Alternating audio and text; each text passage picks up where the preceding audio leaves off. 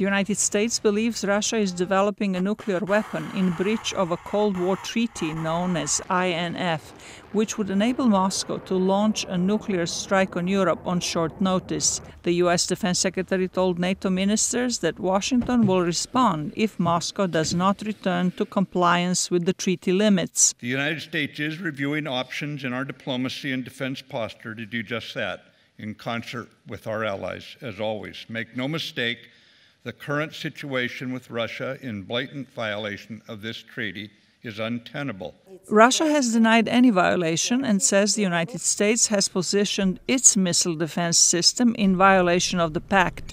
NATO Secretary General Jens Stoltenberg said Russia recently acknowledged the existence of a new missile system that poses a risk to the alliance. He brought up Russia's violations of other international norms, such as using force against its neighbors, attempting to influence election processes, and spreading misinformation. Today's announcement by the Dutch and the British governments have exposed Russia's indiscriminate campaign of cyberattacks around the world. The Netherlands revealed Thursday that Russia's military intelligence service, GRU, attempted a cyber attack on the Organization of the Prohibition of Chemical Weapons at The Hague.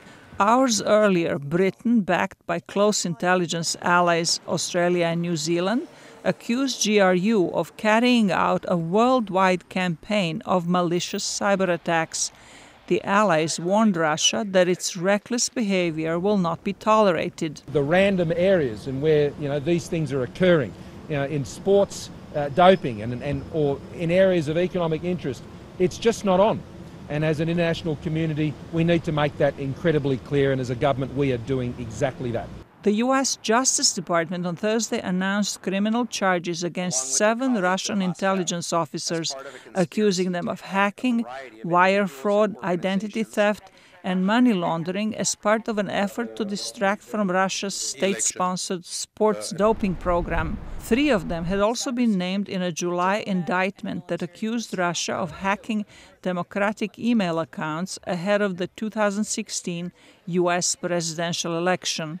Zlatica, Hoke, VOA News, Washington.